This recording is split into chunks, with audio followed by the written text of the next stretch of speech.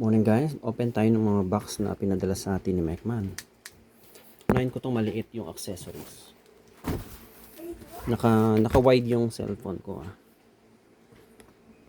Medyo baka iba yung viewing angle pero naka 0.5 ako para magkasya yung cellphone ko.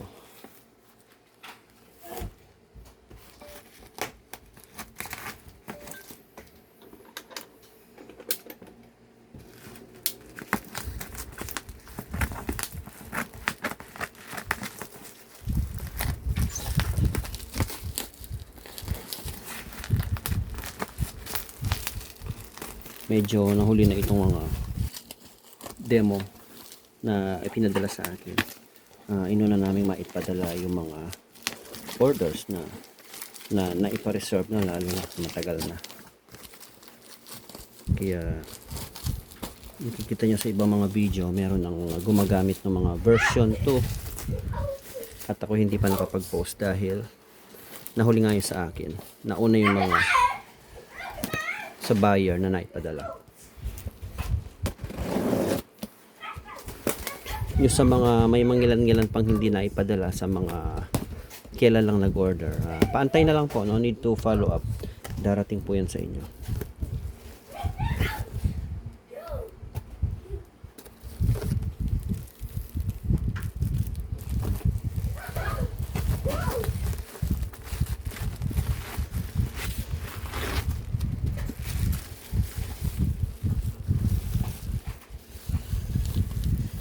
So ayan, masusubukan na natin yung lapel. Meron tayong isang demo unit ng lapel BP1, compatible ito sa MCV at MCP. Pag gusto niyo umorder nito, pwede, may mangilang-ilang stock tayo nito sa warehouse. Yan, skin tone yung kanyang lapel, head-worn lapel. Skin tone siya. Napakanipis, so halos hindi mo makikita sa malayo ito. Ang price nito nasa 3K. Nasa around 3K or 3.5, hindi ko pa kabisado.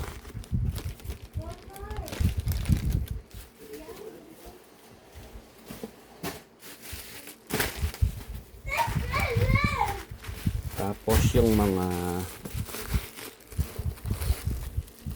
capsule, ito yung pinakaulo ng mic. So kung gusto nyo magpalit, so halimbawa may mga luma kayong version 1, gusto nyong palitan na ng ulo kasi hindi match yung grill nung version 2 sa version 1 dahil mas mahaba ito doon sa version 1.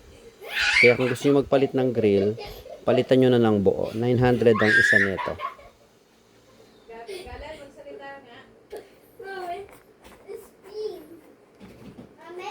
Para ipapalit nyo na lang. At least may spare kayong ganito. Tapos yung foam sa loob is velvet. Ang kulay hindi yan pula. Baka sabihin ng gagaya tayo. Velvet siya, hindi siya pula.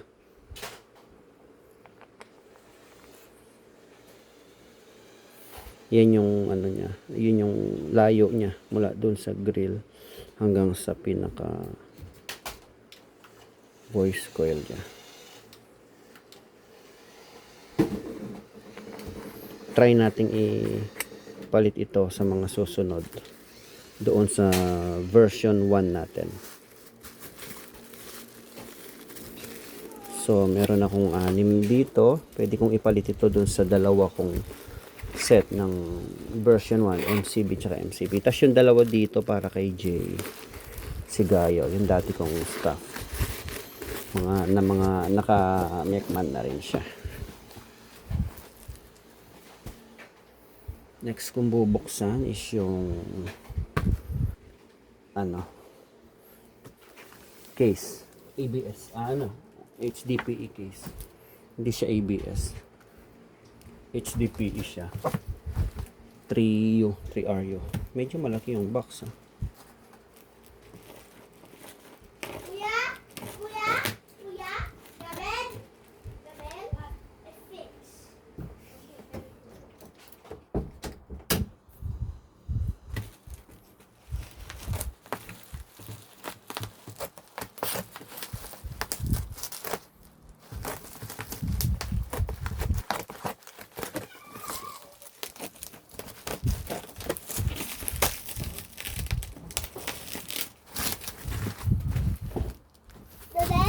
Quiet ka tong quiet.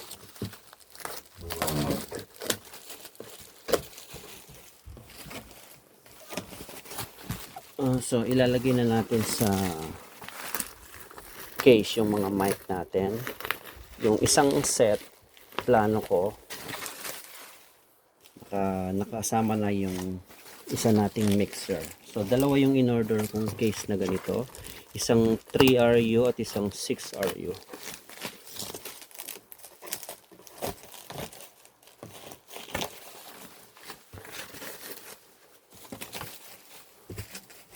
Sana hindi siya ganun kalaki.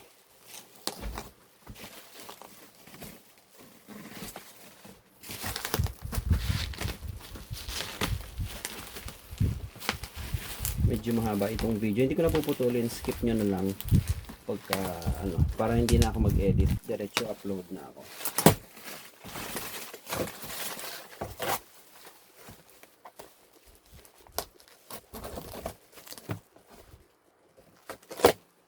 Ayan, nakita ko na.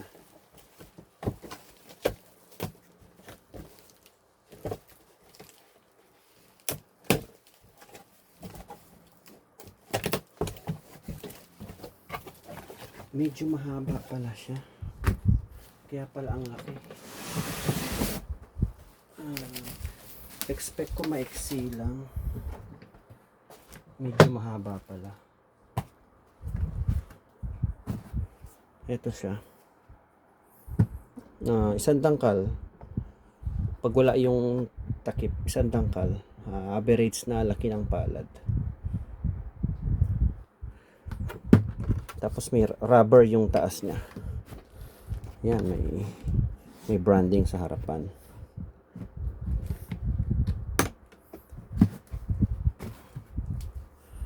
Ito yung gilid.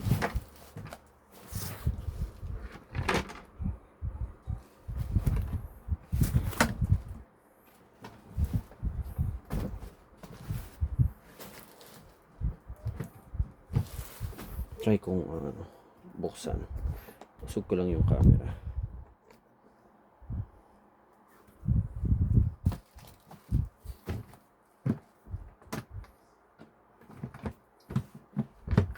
Medyo mahaba siya, medyo malalim. So, kung ano pwede nyong ipatong yung dito, laptop.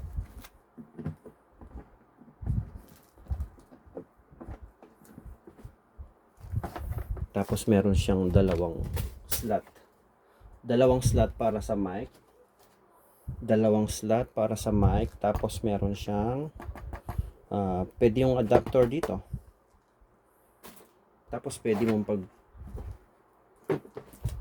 pagsuklubin.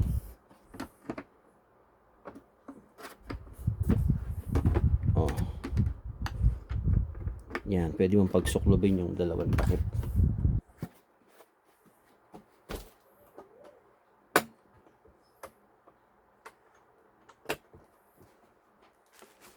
So, heto na siya. 3U. 2U sana, pero ginawa ko ng 3U para kung may gusto pa akong ilagay in future, or kung gusto kong isolo dito yung Mackie DL, pwede rin.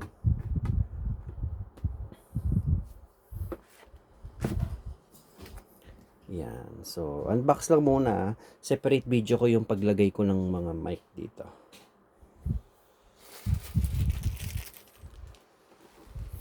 So, tignan natin yung isa, yung mas malaki.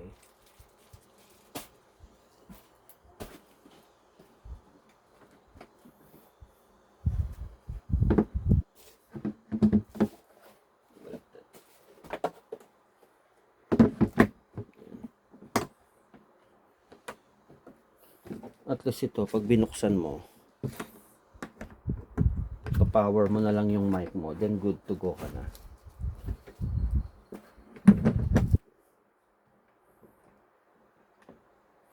Tsaka at least same brand yung case natin at saka yung mic natin. May mga common naman nito na ngayon, may mabibili na kayo nito na ibang brand. Pero syempre, maganda kung same na rin.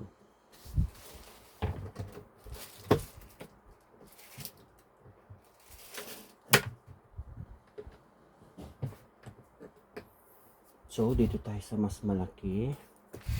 Malaki talaga niya. Laki, no? Malaki nung box. Kasi may mga ibang nabibiling case na hanggang dito lang.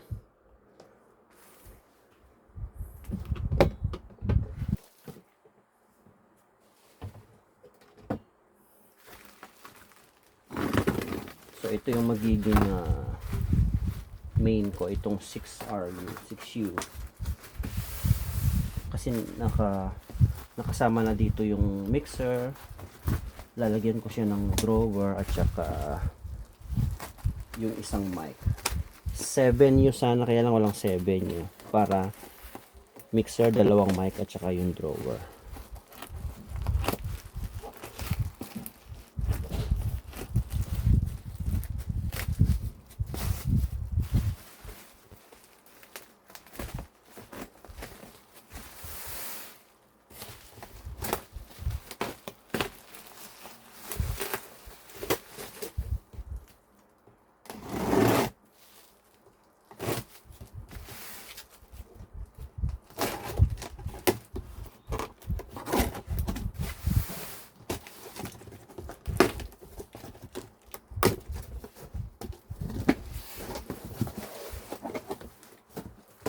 Ang laki niya.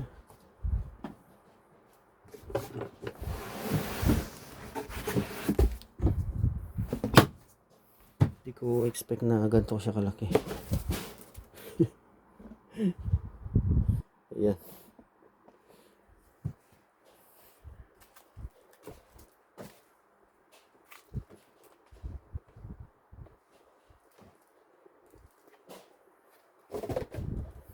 Yan, ganyan siya kalaki. 6U. So ito hindi ko na pwedeng ipatong doon sa taas ng table namin to. Sa baba na ng konti. So yung 16S ang ilalagay ko dito. Drawer, tsaka yung mic. So separate video natin yung pagbuo ko sa mga to. So sa ngayon, unboxing lang muna nitong mga in-order nating case. Itong mga mic naman dito, sa mga pa-order ko to dito sa Zambales, sa area, imi-meet up ko na lang dito. Hindi ko na i-unbox to isa-isa kasi nakapag-unbox naman tayo niyan dati. Same lang sa mga actual review na sa event tayo mag-video nito. Pero pwede kong ipahapyawan yan pag naglagay na tayo ng mga mic dito. Okay? See you sa next video.